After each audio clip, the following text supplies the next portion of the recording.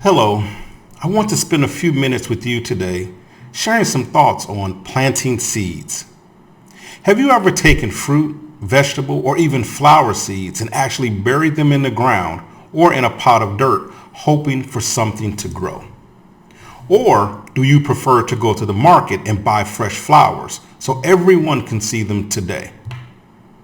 My name is Tony Kitchens and thanks for spending a few minutes with me. I was thinking the other day about how many people seem to want results today.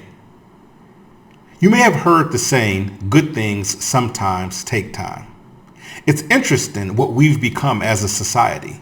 We prefer fast food instead of cooking at home, and books longer than 3 pages just take too long for us to read.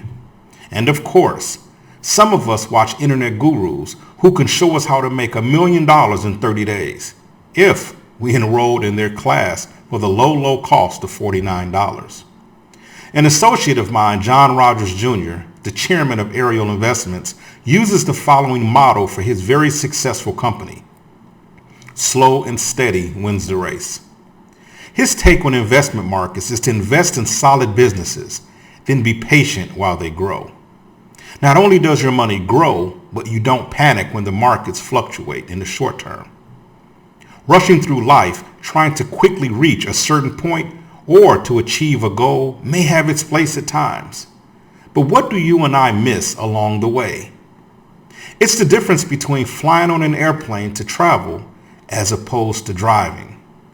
You get there faster, but you may miss so many valuable experiences and new relationships on your journey. You see, back in 2013, we planted several fruit and vegetable trees in our garden here in Puerto Rico. We planted avocado, mango, orange, lemon, and we even planted pineapples. The idea was, sooner or later, we could walk out back and be able to pick fruit from our own trees. The sun and warm temperatures provide a great environment here.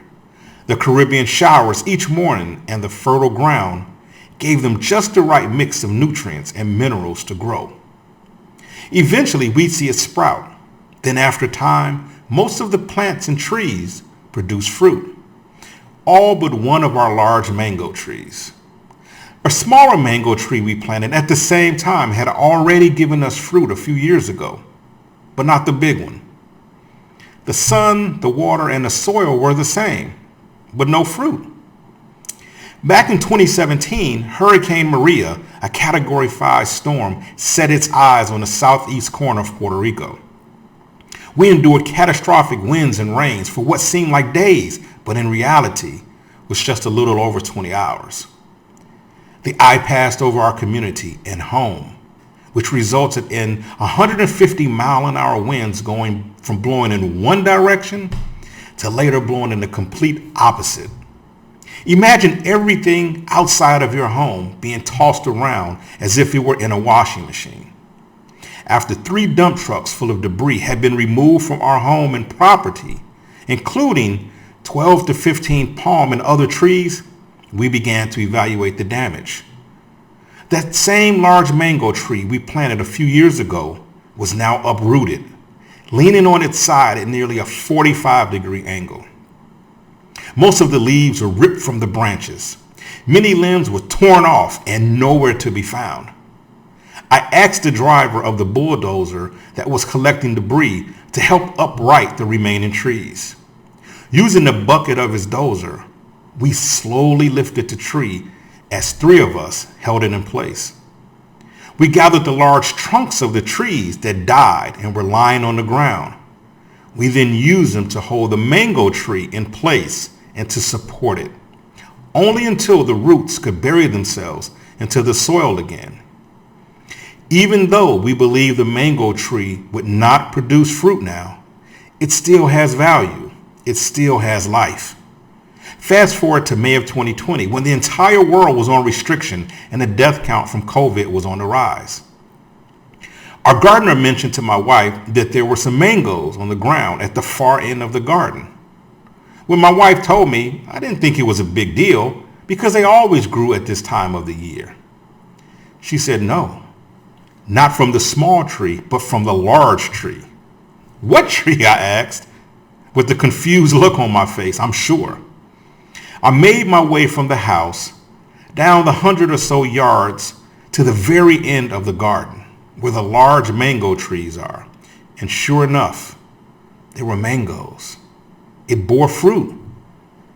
After 7 years of waiting after we planted it, after a once in 100-year hurricane had nearly destroyed it, and after we no longer believed it would produce fruit, it did.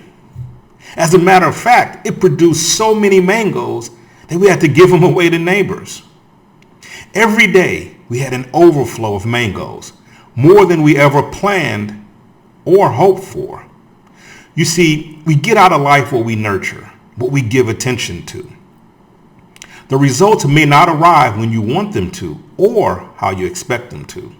Even when life nearly destroys you physically, emotionally, and spiritually, you can and will survive. I've recognized so many lessons from watching this mango tree over the years that relate to my life and can be relevant in your life as well. Ladies, just because you have not bore fruit doesn't mean your life is less valuable than the next person. Have you lost a loved one? Like us using the dead tree parts to lift up and support the tree that survived, your loved ones who have passed are supporting and uplifting you spiritually.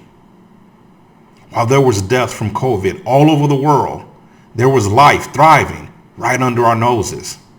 We just needed to recognize it. The seeds you plant, if nurtured correctly, will produce results.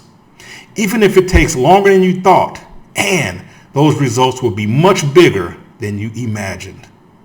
Let me ask you, what seeds have you planted? How long are you willing to allow them to blossom before you give up? Is it time to pour some water on those old seeds that you gave up on? Don't let your dream die just because of the number of days that passed on a calendar. It's true. The journey is more often rewarding and fulfilling than the goal itself. Allow yourself time to grow into the person you were created to be. This may take time, but you are worth it.